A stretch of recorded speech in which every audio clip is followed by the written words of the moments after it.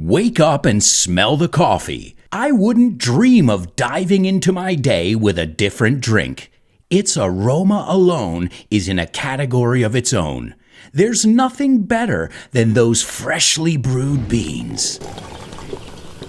We'll find out what all the brouhaha is about as we explore everybody's favorite beverage, a caffeinated cup of choice coffee, on today's FYI.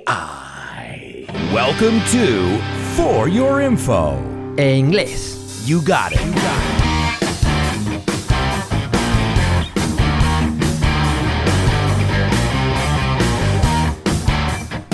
Hello, everybody, and welcome to another exciting edition of FYI for Your English. And now it's official. I didn't want to jinx it. And to jinx is ser un gafe. I didn't want to jinx it and say that we reached 100,000 downloads until it actually happened. And guys, now it's a reality. Thank you. Not even in my wildest dreams could I imagine that this little podcast would get over 100,000 downloads in under a year. And the only way that that is possible is because of you guys. So thank you. Well, if you haven't noticed, today we're talking about Java. Joe. That's right. These are two different names for coffee. We love this stuff so much that we've got lots of different names for it. Java, Joe, coffee, whatever you call it, it is delicious and it wakes you up. It perks you up. And to perk up and to wake up are very similar. They make you pay attention. And I say wake up in the sense of espabilado. In fact, I started today's episode with an expression that means espabilate, and that's wake up and smell the coffee. Then I said I wouldn't dream of diving into my day. And to dive into something is zambullirse, tirarse de cabeza. I wouldn't dream of diving into my day with a different drink. Sorry, T, it's all about coffee in my eyes. Then I said it's aroma alone. Su aroma, right? We say aroma alone is in a category of its own. And in a category of its own, yo creo que es bastante lógico, que es una categoría sola. No tiene rival. Then I said there's nothing better than those freshly brewed beans. And yes, we call them coffee beans, although they have nothing to do with beans. Well, except that they look like beans. And we'll find out a little bit about that later on in the show. They're not really beans, although we call them coffee beans. Then I said, we'll find out what all the brouhaha was about. Now, did you get my play on words there? Brouhaha. Well, brouhaha is fuss, outcry. I'm looking it up over here and it says baraunda. I've never heard that word. Bueno, conmoción, revuelo. The brouhaha. But did you catch the joke? I said we're going to find out what all the brouhaha is about. Because what do we do with coffee? We brew coffee. Hacer un café is to brew some coffee. So did you get it? Well, now you do. Brouhaha and to brew. Then I said some more alliteration. We'll explore everybody's favorite beverage. Vamos a pronunciar esa palabra juntos. Beverage. No beverage, sino beverage. Then I said a caffeinated cup of choice coffee. And obviously, caffeinated is something that has caffeine. If coffee doesn't have caffeine, it's actually called decaffeinated coffee, or más fácil, decaf.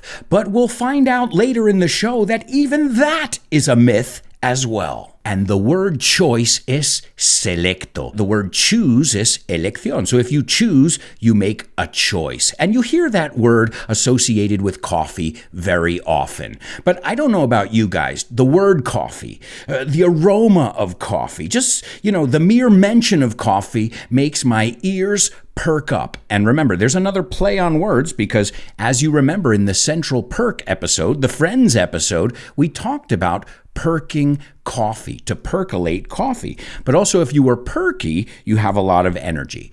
But if your ears perk up, that means you pay attention. Despabilas, as I said before. So remember, guys, always play with words. Always dig deeper, because there's always something that we can find. Now, let's move on to the first myth or misconception about coffee. We call them coffee beans, but they are not habas or habichuelas. They are technically seeds, semillas. They are the pits, and the pit is something that's inside a fruit. So a peach has a pit, apples have pits, also cherries have pits as well. And these pits, well, they look like cherry berries. You like that? Cherry berries. And they're found on these shrubs. A shrub is another way to say a bush.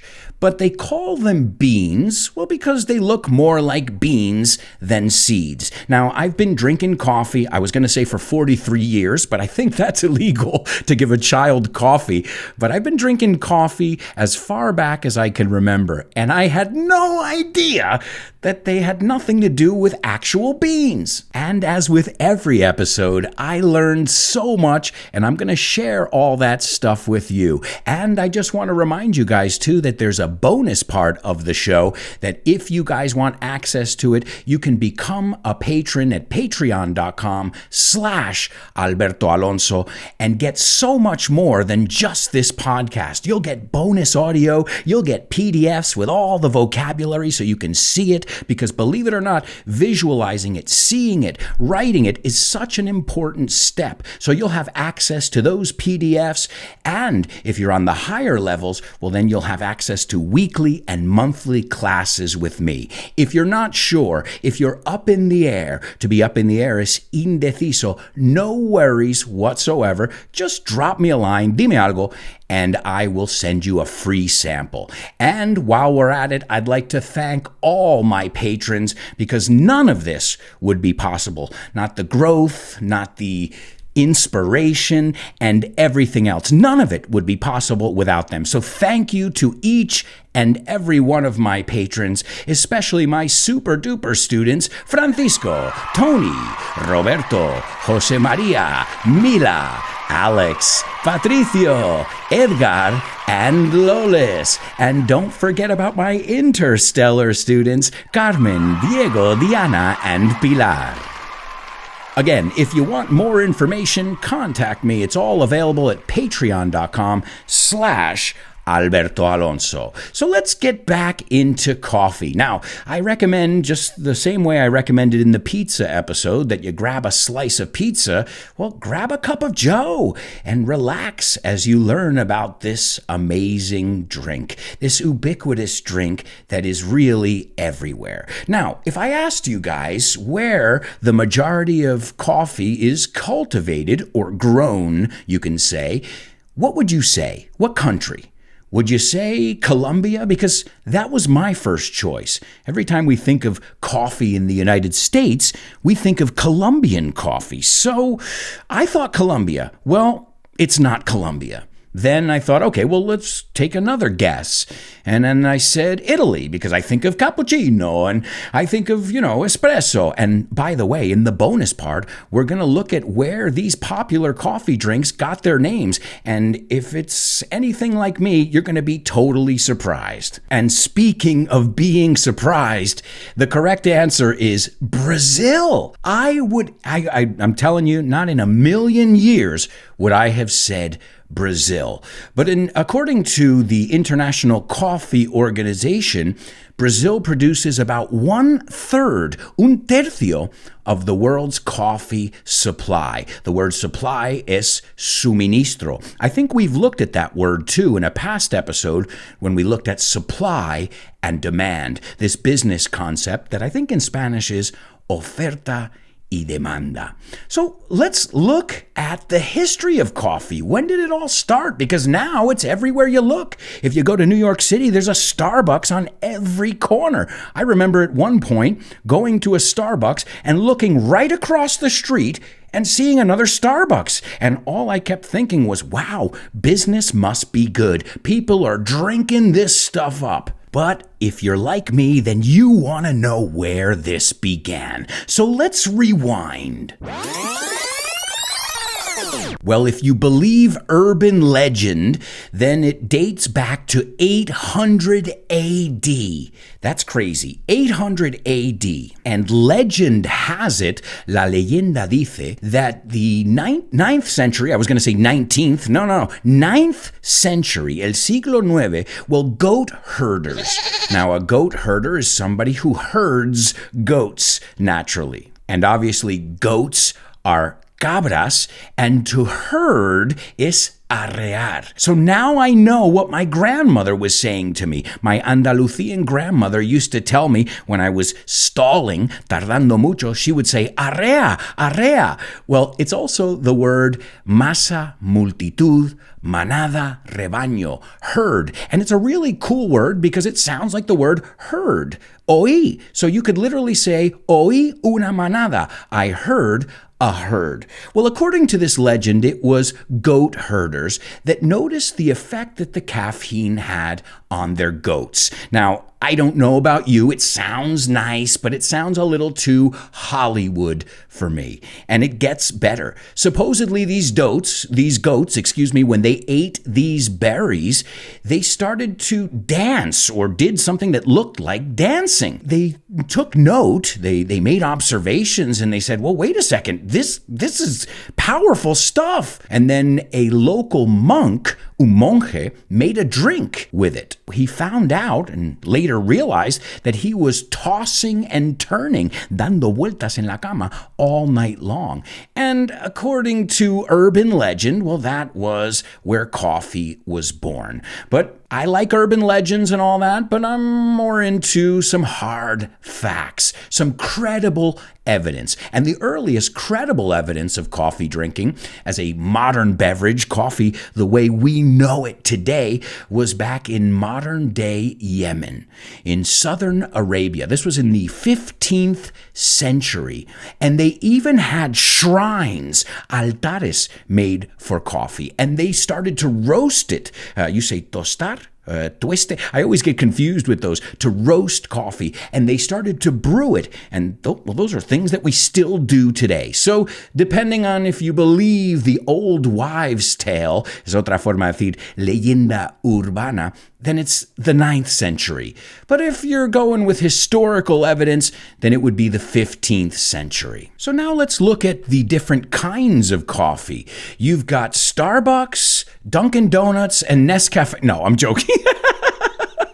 No, those are brands. Those aren't kinds of coffee. In fact, a lot of those are mixes. They blend. Otra forma de decir mezclar, que lo vemos con whisky también, is to blend. And they blend a lot of different coffee beans together. And they grind them. In fact, the word grind is moler. But seriously, there are two kinds of coffee. I had no idea. Arabica and Robusta. Or Arabica? No, I think it's Arabica and Robusta. Basically, the one that's grown the most is the Arabica species. Now, the less popular species, obviously, then, is the Robusta, which, as you can tell from its name, it tastes a little bit more bitter, más amargo. But it has more caffeine. So, which one do you want? Arabica or Robusta? I know it's less popular, but I'm all about the caffeine, so I'll take a nice hot cup of Robusta. And in the bonus part of today's show, we're going to show you how to order a coffee. Because yeah, I guess it could be easy. Or maybe it isn't. I still haven't figured out how to order a coffee at Starbucks. It's impossible. You need a degree. And then earlier I told you that I was going to tell you about decaf. You can say decaffeinated coffee, but it's a lot easier to say decaf. And supposedly it's not really decaffeinated. Now, there is very, very little caffeine in it, but there is caffeine. Let's look at a comparison between a regular cup of coffee, which gives you about 95 to 200 milligrams of caffeine. And decaffeinated coffee, or decaf, as I just told you, only has 12 milligrams. So it's not caffeine-free. It kind of reminds me of this cerveza sin alcohol. If I'm not mistaken, si no me equivoco, there is a very small, a very minute amount of alcohol. Y esta palabra es muy interesante because minute es minuto, pero también se puede pronunciar minute. ¿Y te suena como una palabra diminuto, pequeño? Aha! As one of my students says, he goes, Spanish is like English in the end when you think about it. Well, guys, we aren't as different as you think. In fact, if you speak a Latin language, whether it be Italian or Spanish, it will give you an advantage when you're learning English. You're going to learn all these big words, palabrones. But there's just one problem. The words that we usually use are the phrasal verbs. So you could say, we are going to postpone the meeting, que suena perfectamente como posponer, pero sería mil veces más natural decir call off. So, what am I getting at? I'm getting at the fact that you need to know all these phrasal verbs. Why? Because 9 times out of 10, that's the one we're going to use. Now, in the United States, there's this classic battle royale, and it's between Starbucks and Dunkin Donuts. And the clear winner for me is Dunkin Donuts. Now, I know what you guys are going to say, and I accept it, and you're right. American coffee in general is watered down, aguado. In fact, here, if you order un café americano in Spain, they give you a coffee with hot water. And I understand that. It's just a very different concept. You believe in going to the corner, having a quick coffee, a cigarette if you smoke, and then going back up to work. But in the United States, we feel like it's important to sit there and sip that coffee all morning. I consider it more like an IV drip, como intravenous. So I'm going to go with Dunkin Donuts. And it's just the clear choice because as far as I'm concerned, Starbucks is so expensive. It's overpriced.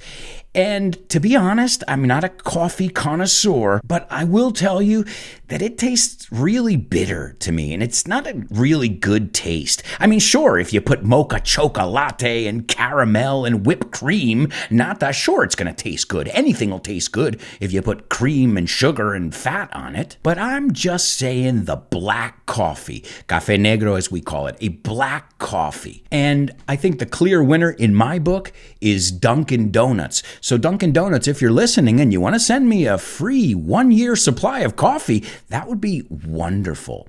And an interesting thing about Dunkin Donuts, well, first of all, the word dunk is mojar.